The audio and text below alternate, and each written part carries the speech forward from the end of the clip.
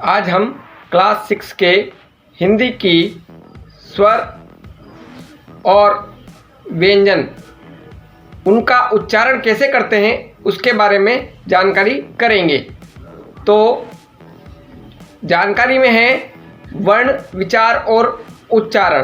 तो देखते हैं वर्ण विचार और उच्चारण के बारे में। वर्ण विचार और उच्चारण क्या होता है, वर्ण विचार और उच्चारण उसके बारे में बात करते हैं। देखिए, सबसे पहले वर्ण विचार देखते हैं। जब हम कुछ बोलते हैं और हमारे मुख से कुछ ध्वनियाँ निकलती है, जब हम इन ध्वनियों को लिखित रूप प्रदान करते हैं तो इन्हें वर्ण या अक्षर कहते हैं। देखिए, अक्षर का मतलब होता है जो कभी नष्ट नहीं होता। अ प्लस क्षर यानी जो कभी नष्ट नहीं होता है वह अक्षर कहलाता है। आगे देखिए, उपर्युक्त वाक्य में आपको एक वाक्य दिखाई दे रहा है, यहाँ पर दिख रहा है मोर भारत का राष्ट्रीय पक्षी है। इस वाक्य में आपको मोर, अब इस मोर का यहाँ पर वर्ण विच्छेद किया हुआ है, यानी कि ध्वनियों को और वर्णों को अलग करके दिखाया गया है। देखिए, मोर म प्लस ओ प्लस र प्लस अ, ये 4 ध्वनियाँ हैं, यानी म के साथ ओ ध्वनि यानी स्वर को जोड़ा गया है।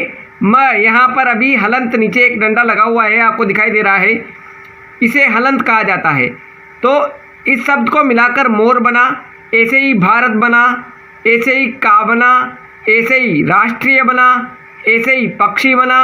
और है शब्द देखिए, है शब्द में क्या क्या आ रहा है, ह प्लस आई की मात्रा, ऐसे 2 ध्वनियाँ, इनमें स्वरों को मिलाकर ध्वनियाँ बनाई गई है।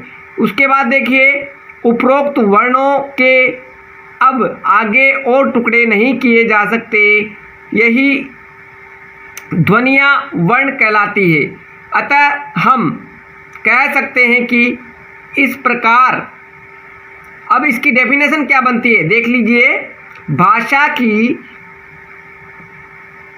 सबसे छोटी इकाई अथवा ध्वनि जिसके खंड नहीं किए जा सकते वर्ण या अक्षर कहलाती है। ये तो वर्ण विचार की बात हुई। अब इसके बाद देखिए, वर्णमाला किसे कहते हैं उसके बारे में भी एक बार और समझ लीजिए। वर्णों के लिखे गए क्रमबद्ध समूह को वर्णमाला कहते हैं। प्रत्येक भाषा की अपनी ही वर्णमाला होती है। जैसे मैंने आपको मेरे एक वीडियो में बताया था, संस्कृत की वर्णमाला होती है, उसमें थोड़ा अलग होता है। हिंदी की वर्णमाला होती है, उसमें थोड़ा अलग होता है। हिंदी भाषा की वर्णमाला के वर्ण निम्न प्रकार से हैं। देखिए, सबसे पहले बात करते हैं स्वरों की। स्वर क्या है, अ, आ, ई, बड़ी ई, ऊ, बड़ा ऊ, री, ए, ऐ, ओ, औ। इस प्रकार हिंदी वर्णमाला में 11 स्वर बताए गए हैं। उसके अलावा अनुस्वार है, अंग अंग और अनुनासिक है, अह। इनसे बनने वाले शब्द भी बता रखा है, जैसे अंग से मिलकर जैसे मंदिर बना, कंधा, चंदा, बंदर आदि। उसके बाद अनुनासिक से भी कुछ शब्द यहाँ पर बताए हुए हैं, जिसे चंद्रबिंदु कहते हैं। माथे पर चंद्रबिंदु लगता है, जैसे सांप, पाँच, बांस, मांग आदि। और देखिए, विसर्ग भी यहाँ पर बताया हुआ है, जैसे अह। अब अह से कौन कौन से शब्द बन रहे हैं, नमः, प्रातः, क्रमशः, अतः आदि। और कुछ आगत ध्वनियाँ भी यहाँ पर स्वरों के साथ मिली हुई है। देखिए कौन सी है आगत ध्वनियाँ, कौन कौन सी है, चंद्र, डॉक्टर। अब नुक्ता शब्द देखिए, नुक्ता शब्द ये एक माथे पर छोटी सी जैसे नीचे, जैसे ज के नीचे आपको एक डॉट दिखाई दे रही होगी, वो ये नुक्ता। और व्यंजन। अब बात करते हैं व्यंजनों की। व्यंजन क्या क्या होते हैं उसके बारे में देखिए।